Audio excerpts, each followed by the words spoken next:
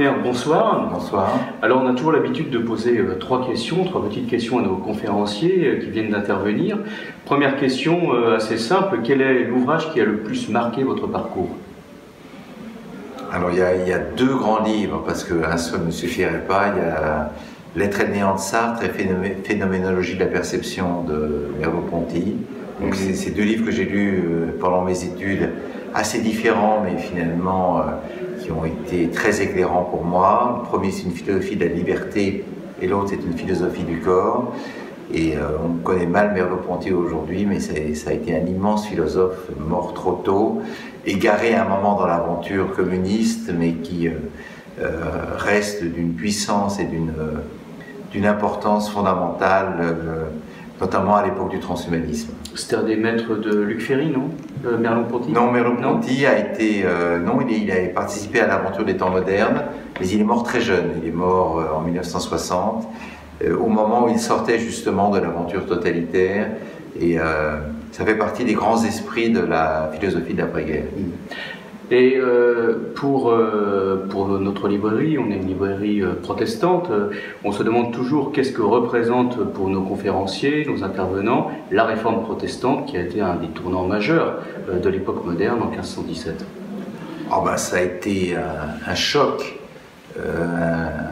puisque ça a été le premier ébranlement après la Renaissance, ça a été le deuxième grand ébranlement du dogme romain. Et donc ça a été en apparence, le paradoxe du protestantisme, c'est qu'en apparence ça a été un retour au texte évangélique et donc un raidissement de la foi, et en réalité ça a été une double réhabilitation et du travail et de l'argent. Et ce qui évidemment fait qu'aujourd'hui encore l'Europe est divisée entre le monde protestant et le monde catholique.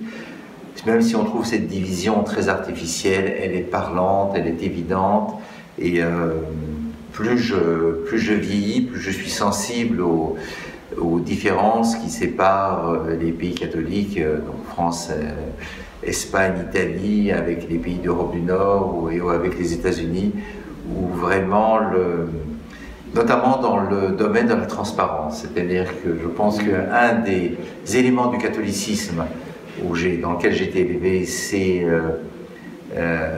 la dissimulation. Alors que la base fondamentale du protestantisme, c'est la transparence des consciences, transparence des citoyens. Et pour moi, il y a un élément géographique qui le montre très bien, c'est que quand vous passez de la Belgique catholique à la Hollande protestante, dans la Belgique catholique, les rideaux sont fermés, les gens sont calfeutrés derrière leur maison. Vous arrivez à Rotterdam ou Amsterdam, vous voyez tout ce qui se passe à l'intérieur. Alors, ce sont des appartements magnifiques, mais cela veut dire simplement que le protestant doit vivre dans l'exposition de sa propre existence face aux autres et face à Dieu, alors que le catholique, justement, est refermé et discret. D'abord parce qu'il ne doit pas étaler sa fortune, mais aussi parce qu'il a un rapport avec Dieu par l'intermédiaire de la confession. Donc, plus ça va, plus je trouve que les différences entre ces deux branches du christianisme sont absolument fondamentales. Alors, quand on vous lit, on découvre que vos références et vos ouvrages foisonnent de références livresques. Vous dites vous-même que dans votre autobiographie, Un bon fils, vous dites que vous aimez lire. Quel est l'ouvrage qui vous a cette année le plus intéressé, qui a stimulé le plus votre réflexion?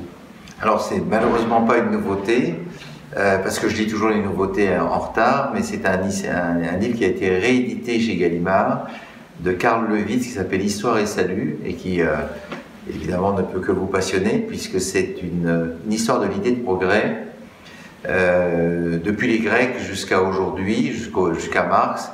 Et Karl Lewitz montre très bien comment l'Antiquité répondait à une conception cyclique du temps, l'éternel retour des mêmes choses, donc l'avenir ne pouvait être qu'une reproduction du passé, alors que le christianisme inaugure une histoire qui est un pèlerinage de l'homme vers son salut, laquelle histoire sera ensuite sécularisée par les grandes doctrines libérales, par le marxisme, le socialisme, et ce qui est absolument passionnant dans ce livre, Carl Lewis montre très bien à quel point le monde moderne, pour reprendre une expression de Chesterton, est plein d'idées chrétiennes devenues folles. Et le progrès, c'est une idée chrétienne devenue folle, l'idée qu'au fond, plus l'homme arpente les terres du futur, plus il est censé améliorer sa condition, ce que nous savons faux depuis que l'écologie a montré que le progrès pouvait entraîner la planète dans des dégâts irrémédiables.